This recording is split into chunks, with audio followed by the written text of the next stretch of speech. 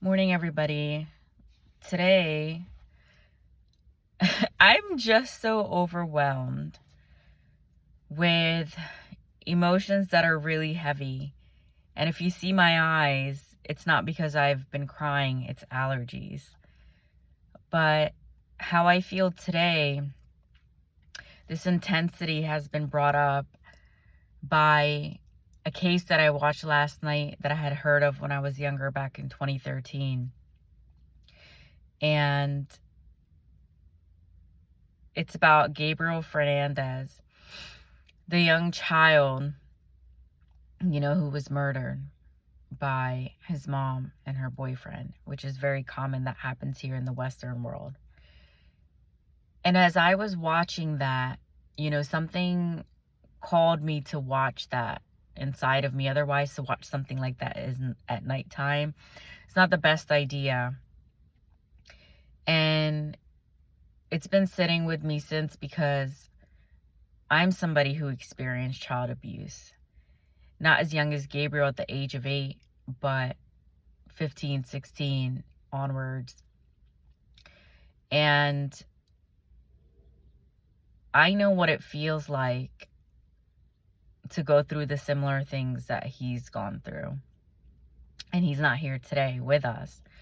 But what the case did for me for so far that I've watched it, and I apologize in advance if my words are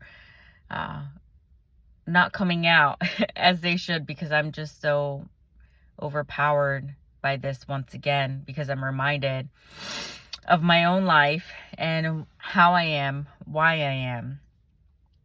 And it inspired me to wake up earlier today, inspired me to get out there in the world and speak up and use my voice at times when I've become stagnant or too complacent, right? To not use it every day, because we just get so comfortable. And his face, is on my mind, and it's prominent because I've just watched it.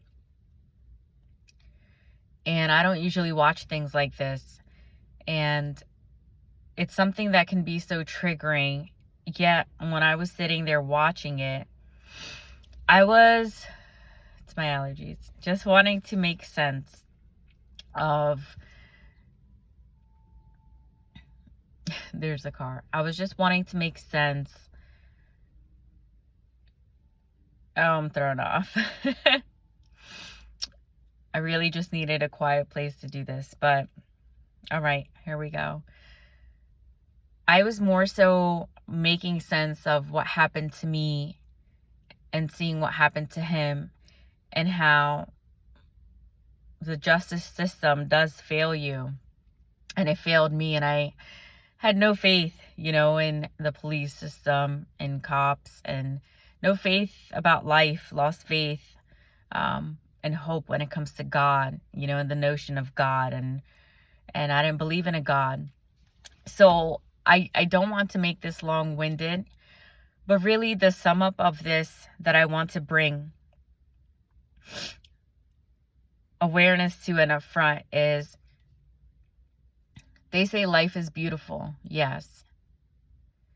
And even in the midst of such misery, you look for the beauty, and you can actually see the beauty more. And that was my experience. You fixate on something like raindrops, and you see how beautiful a molecule is, how beautiful a raindrop is.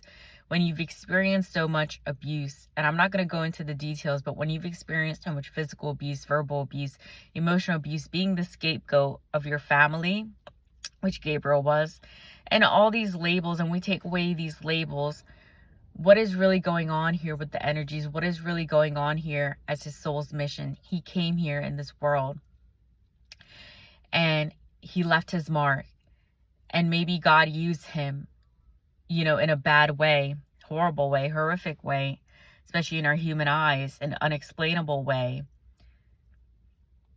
Yet he was a miracle, something that we didn't comprehend. And Sadhguru, I learned this from Sadhguru very long ago over the pandemic, and I always say this. But point being that when you take away the humanity aspect, and the emotions from it, what did he do? What did he do? And no, he didn't deserve that. And it's as if he was used and planted here to increase the justice in this world. And there's many people like him who've experienced even more severe, such as him, more severe than I have, right? Bodily wounds and all of these things. And it makes me see mine as not as big, my story not as big. And we don't measure that, right? We don't compare people's pain. But it really makes me see that, just like Emmett Till, and if you don't know who Emmett Till is, please look him up. What he endured as a child and what Gabriel endured, what other kids are enduring. And this is a hard topic for me to talk about because it is so fresh, but it needs to be talked about when it is fresh. That I remember when I was younger and I went to the police for help. And I remember the police laughing with my quote-unquote perpetrator. I don't like to use these terminologies. And I remember just being sent back home. I remember the social worker not doing anything. And this isn't really something I talked about in public yet because I was waiting my book to do it in my future. Sorry, allergies. I just, and I'm not using allergies as an excuse. I'm not using my tears as an excuse for allergies. Excuse me. It's true when people go through these things. It's true that not everybody sees life as beautiful as you can, or be as positive, as you can. The thing is, after all the darkness, right? That's how we label this and explain it. So after all of my depression and pain, unbearable, where every second, I remember I did not want to live. And I asked God, why me, and all these things. I was having skin conditions happen, possibly because psychologically, it turns into physical. Experiencing hidradenitis suppurativa, experiencing keratosis pilaris, experiencing other skin conditions. Horrible, my hands used to bleed. And I've been through so much. And I'm not making this video as a sad story or as a feel sorry for me story. I'm not that person. If you know me and if you know what I'm here to do and what I do, I never feel sorry for myself because I say, okay, how is this using me, Before, when I was younger, I would say, why me? But now it's more so of, yes, it happened, and now what? And, so what I'm really here to say is this world can be so complex. And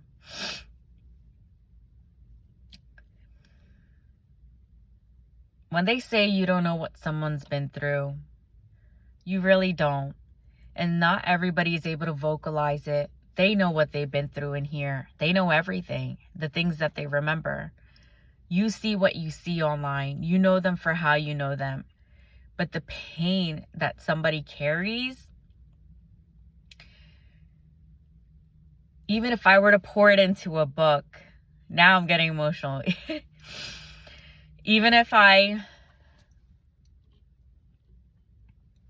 never been like this on a video, but even if I were to just say my story and then everyone becomes happy, wow, look at all you've overcome.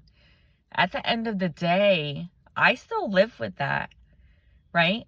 And when I go into the details of my childhood past, I actually re-traumatize myself because I've done it with a former friend before, just this year and of last year.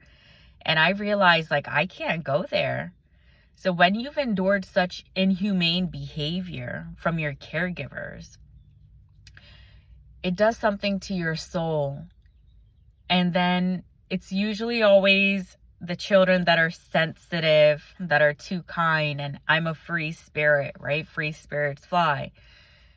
Because I've always been highly sensitive as a kid, I was abused horribly, you know, and made fun of for being too sensitive, too emotional. And it's like, wow, look at me today.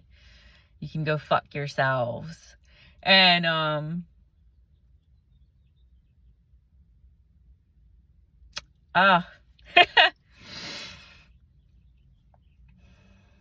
I don't believe this life is worth bringing a child into or another life into. And when I say this, so I'm child free, and everybody who knows me knows this. But when I say, is it worth it to be here to experience this just so, you know, you can raise children and they can also experience life? So it comes to the question of, is this life worth experiencing? I'm very indifferent about it. I don't think it's necessary to experience this life. I really don't. And it's not coming from a place of like malice. Maybe not the right word. I don't want to second guess myself, but it's not coming from a place of, negativity or cynicism or, things like that. It's coming from a place of clarity. It's coming from a place of what is really here. We have this life. We came into this life, okay? We're on our paths to see better careers, where we want to live, whether you want a partner or not, what that looks like, what your whole life looks like, and it keeps unraveling day by day. I've traveled well. I love traveling. I've seen life. I have so many friends socially, great friends in my inner circle. I have great friends and people I know overall. Anywhere I go, I see life as beautiful, right? And that's because of what I went through, the trauma. But do I feel that someone needs to come into this life so they can experience this life? And when I really think about this life, I feel it's very mundane. Not even regarding like 9 to 5, but there's only so much you can do in life. Yes, you can travel all you want. You can taste all the foods that you want. But when I see life, I see it as breath, nature, things like that. I'm sure a lot of you guys do. And there comes a point, whether it's elderly people or younger people, where they're tired of living. Okay? And I'm well. This is not a suicide message or anything, and I'm not in danger, just so you know. But there comes a time where, no, people don't want to be immortal. People want to pass on because they've lived enough life. They feel they've seen it all to their capacity. And you can't argue with that because you don't have their soul. Okay? And life has horrible things in it if you don't have the right caregivers. And the social justice system does fail you, and it still failed. And so I remember at that time, coming on 13 minutes now, and I expected to. Just flowing out of me. But I remember that time when I was young, and I said, because I was physically abused, that I would grow up and I would help other children that are abused. And I've come to do that in ways, in being a social worker myself, in the past, and just life. And, if you get rid of the titles, I am a social worker. Everything I've done with Chai Together, everything I do for people, just in general, holding space, and then giving all that to myself as well, more this year than ever before, and saying no to everything else because I matter first, and that's what matters most, is my life. And what just came out of my mouth right now is what matters most, is my life. And did you see that? Because at the end of the day, everybody looks out for themselves. And we look out for ourselves first because we want to make sure we're safe. And it's human reaction. It's human nature. If we were to have, like a car accident, you would want to make sure you're good. You'd be panicking. You want to call 911 and all these things. And it's just a part of life. And it doesn't mean that you don't want to help other people. It means that you have to feel safe in your own body first. And maybe some people think that's arrogant, that's selfish, and all that nonsense, because you're saying, I matter first, or choose me, or me, me, me. And when it comes down to it, I can see how that sounds. But if you're not good within, I just saw like someone post Lauryn Hill. If you're not okay, every single moment of your life can feel unbearable. Like it did for Gabriel. I was seeing how, they said how his bones, ribs, all this was broken, hard for him to even breathe. And people question, I'm sure, how does God answer to that? Or, when people do go through traumatic things. I used to have a former friend in my younger years who've been through severe things, and I've been through severe things, and not everybody looks like it, right? And it's like, how do you carry on? Or some people say, well, they don't believe everything happens for a reason, so why did that child need to be raped? Why did that child need to be murdered? Why was that? For a reason. And so much glory and so much hatred or evil or whatever you call it is present in this world. And it's because people's well-being isn't well, or maybe it's satanic. I've never really said that word. Satan, or come down in human form, or in portraying in different forms. People may believe in doing these acts to balance out the world. I was at Kirtan. Kirtan is, a religious event. You guys can look it up, Kirtan. And mentioned, the teachings was mentioned, Yug, I believe, Yug.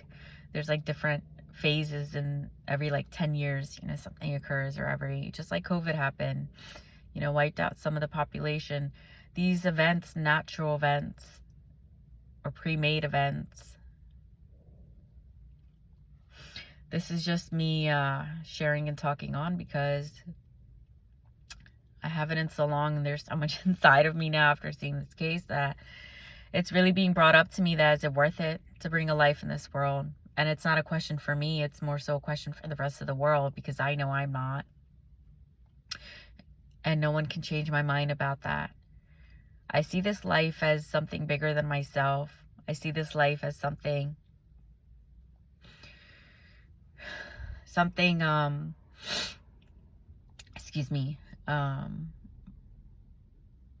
very deep, that I always have understood and always have felt special, because I understand it. I don't necessarily understand the systemic ways and business politics and these kind of things. I just know I'm a pure heart, and I love people, and I'm here to do pure things. And I have nothing else to offer to the world than my light. And look, the light's like shining on me as I say that. And I'm doing what I can at the time I'm supposed to in this life, and I have to just fucking believe in that. And when horrible things happen, you really lose your belief. You really do. And I was able to gain that back, and that's what I really want to tie this up as, that it's a miracle if you can gain it back. They say be better, not bitter, right? All these statements and quotes and things you see, when you really think about it, and those who have walked that walk, it could take years, or you can never even recover. I know people who've never recovered, and I'm sure you know people who never recovered from their traumas. When I say traumas, life experience from a life event, multiple events, whatever it may be, to disturb the mind. And the mind is the only thing that matters. And once we take care of the mind, that's when we can be okay, and have joy, and have peace, and have happiness, and really have, it's really my allergies, have a life worth living. So, this is the emotional one. My very first one, emotional one. I thank you for listening to me this whole time. If you have, I thank you for being here in my heart space. I'm feeling like this is such a wake-up call day for me. This is a reminder of an awakening. This is an awakening. This is it really takes me back to my past, and it just shows me, wow, it's all still here and it's all still part of me. And oh my goodness, it's just my watery eyes. Need to clap to change my karma. And Kirtan, we do this clap and you change your karma. Let the energy flow. Thank you for listening to this. Please do whatever you need to release this heaviness that I've just shared with you. If you feel like it's seeped into you, breathe, sigh it out, take good care, hug yourself, because I need to do that after watching that case, and reminding myself that I deserve to hug myself and I deserve to love myself. And there's people in this world that do really, really bad things. Then there's people in this world that do really, really good things. And which one are you going to be? I love you guys. This is Try Together, and it's one journey at a time. Peace. Thank you.